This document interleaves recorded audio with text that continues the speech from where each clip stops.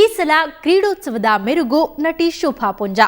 ತುಳುನಾಡಿನ ಹುಡುಗಿಯ ಶಕ್ತಿ ಪ್ರದರ್ಶನ ಭರ್ಜರಿಯಾಗಿತ್ತು.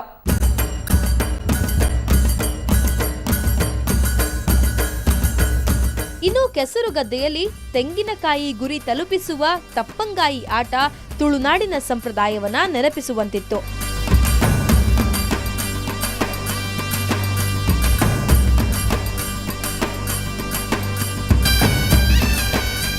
ಇಲ್ಲಿ ತೆಂಗಿನಕಾಯಿ ಗದ್ದೆಯ ಕೆಸರಿನಲ್ಲಿ ಮುಳುಗ್ ಹೋಗಿರುತ್ತೆ. ಅದನ್ನ ಹುಡುಕಿ ತೆಗಿಬೇಕು. ಅಷ್ಟೇ ಅಲ್ಲ, ಅದನ್ನ ಗುರಿ ತಲುಪಿಸಬೇಕು. ಒಂದು ತೆಂಗಿನಕಾಯಿಗೆ 100 ಕೈಗಳು. ಅದನ್ನೆಲ್ಲ ತಪ್ಪಿಸಿ ಗದ್ದೆಯ ಕೆಸರಿನಲ್ಲಿ ಕಿತ್ತಾಡುವ ಈ ಆಟ ಒಂಥರ ಮಸ್ತ್ ಮಜಾ ನೀಡುತ್ತೆ.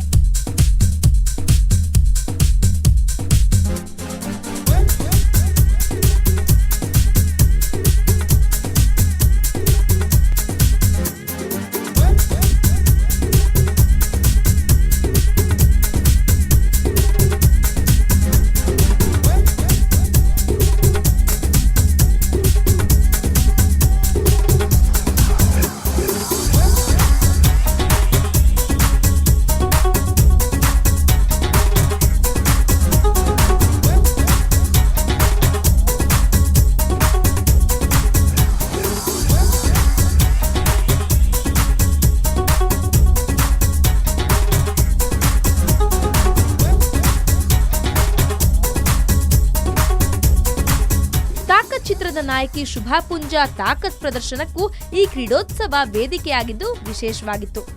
ಮಹಿಳೆಯರಿಗಾಗಿ ಪಂಜ ಸ್ಪರ್ಧೆ ಏರ್ಪಡಿಸಲಾಗಿತ್ತು. ಮಹಿಳೆಯರು ಒಬ್ಬರಿಗೊಬ್ಬರು ಕೈ ಮುಷ್ಟಿಗಳನ್ನ ಬಗ್ಗಿಸಬೇಕು. ಯಾರ ಕೈ ನೆಲಕ್ಕೆ ಮುಟ್ಟುತ್ತೋ ಅವರು ಸೋತ್ ಹಾಗೆ.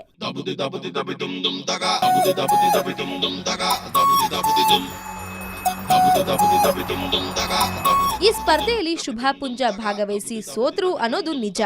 ಆದ್ರೆ ಪ್ರೇಕ್ಷಕರ ಮನ ಗೆದ್ರು. ಎಲ್ಲರಿಗೂ ಮನರಂಜನೆ ನೀಡಿದ್ರು. ಜೊತೆಗೆ ಮಂಗಳೂರಿನ ಆಡು ಭಾಷೆ ತುಳುವಿನಲ್ಲಿ ಕೆಲ ಶಬ್ದಗಳನ್ನ ಮಾತನಾಡಿ ಜನರ ಮೆಚ್ಚುಗೆಗೆ ಪಾತ್ರರಾದ್ರು. ಕೇವಲ ಊರು ಬರ್ಪಿ ನನಗೇನೆ ಖುಷಿ. ಈ ಆಮ್ಲಸ್ ತಿಂಗ ಮನ್ಪೊಲಿಯ ಟ್ರೈ ಮಲ್ಪೆ.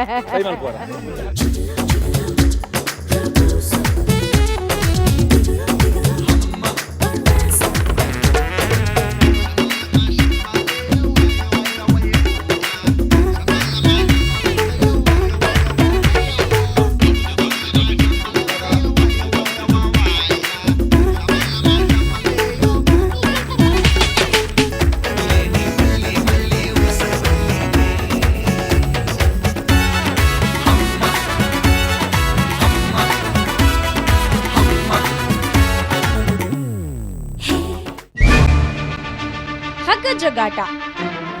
ಇನ್ನು ಎಲ್ಲರ ಗಮನ ಸೆಳೆದ ಮತ್ತೊಂದು ಸ್ಪರ್ಧೆ ಅಂದ್ರೆ ಹಗ್ಗ ಜಗ್ಗಾಟ. ಪುರುಷ ಹಾಗೂ ಮಹಿಳಾ ವಿಭಾಗದಲ್ಲಿ ಈ ಸ್ಪರ್ಧೆ ನಡೆಯಿತು.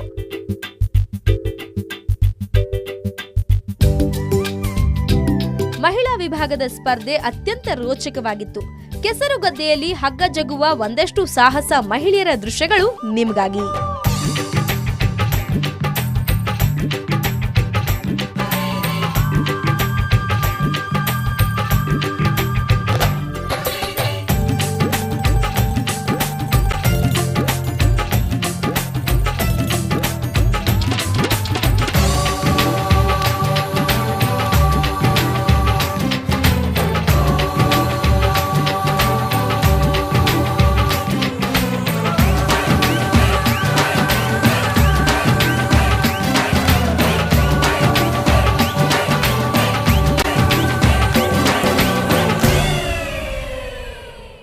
ನಮ್ಮಲ್ಲಿ ಸಾಹಿತ್ಯ ಸಮ್ಮೇಳನ, ಸರ್ಕಾರಿ ಸಮಾರಂಭ ನಡೆದ್ರೆ ಊಟ ತಿಂಡಿಗೆ ನೂಕು ನುಗ್ಲು.